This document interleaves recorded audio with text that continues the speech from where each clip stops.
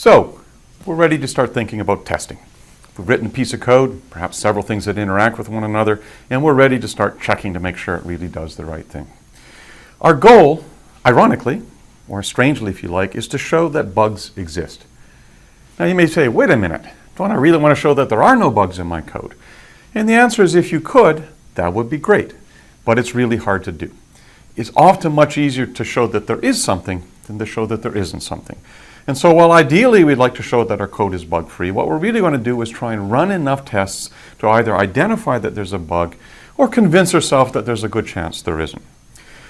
Why can't we just show there are no bugs? Well, part of it is that it's often impossible to run all possible checks. If I've got a numeric function, I might in fact actually have something that has billions of tests. And I don't really want to spend the time to do all of those tests just to show that the code is completely bug-free. That's a slight misstatement. If it's a really crucial piece of code, I might do that. But in general, I just don't have the time to run on all possible tests. There are some formal methods, that is mathematically based methods, that can sometimes help actually prove that the code is bug-free. But they usually only work on simple kinds of code, and they're not going to be always available to us. So let's think about how do we do the testing. Well, what we want to do is to find a collection of inputs that have a high likelihood of revealing bugs, but where the testing is actually going to be pretty efficient. It's not going to take a lot of time. And this is called a test suite.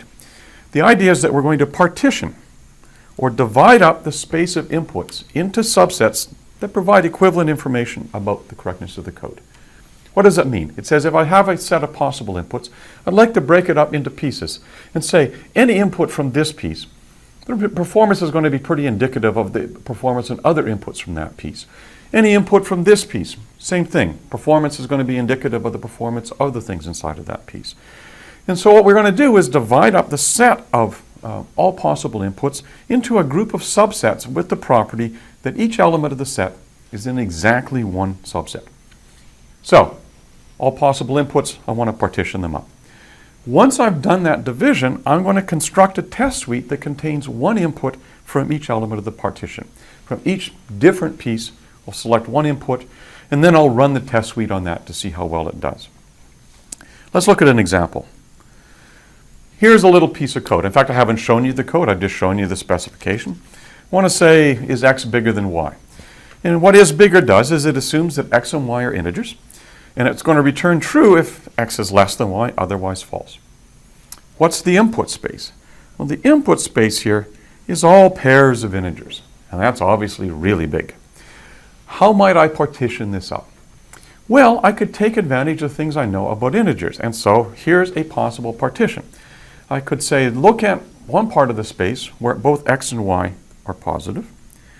Look at another part of the space where x is negative and y is negative. And then one's positive, the other's negative. And if you think about the plane of integers, or the set of integers, all possible pairs, I'm dividing it up. Now, I have a couple of other special cases that I know are unique or interesting about integers. So in particular, I can also look at the case where x and y are both 0. And then when x is 0 but y is not, and y is 0 but x is not. So this is now dividing up the space. And notice, I've got every possible case. No, sorry, bad way of saying it. I don't have an example from every possible case, but I have taken the space and divided it up so that all possible tests are covered by one of these particular cases. Okay, now why? Why this partition? Could have lots of other choices. I might have said, look at one where x is prime and y is not, or y is prime and x is not, where they're both prime, where they're both not. That's also a division of the space, but it's not really relevant, right? This is irrelevant to the problem. Knowing whether something bigger or not is really not going to depend on whether it's prime. The division I made was more based on the idea of what does the space look like. The second thing I did is that spaces of inputs often have some natural boundaries. Integers are either positive, they're negative, or they're 0. Aha! That's why I used that partition. In fact, I broke it up into both positive, both negative, one positive, one negative, and then the cases where things were 0. Actually, if you think about it from this perspective, if integers can be one of 3 kinds, shouldn't I have 9 cases? 3 different cases for x, 3 different cases for y, and all the combinations of them?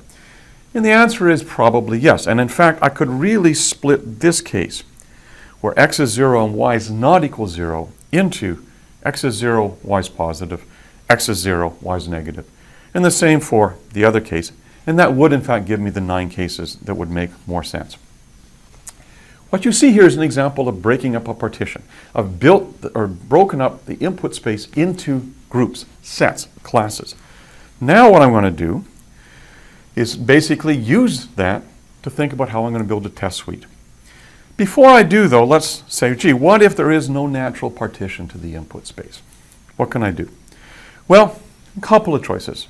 One is I could just do random testing. That is, I could simply take a bunch of examples and keep trying them and use the result that the probability the code is correct increases with the number of trials.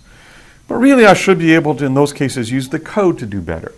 So in fact, we're going to split up our testing into 2 different kinds of testing. One is going to use heuristics based on exploring paths through the specifications. We call that black box testing. And the second one is going to use heuristics based on exploring paths through the code itself. We call that glass box testing. And so we're going to take now this idea of partitioning up the space and couple it with these 2 ideas to look at how we actually build test suites.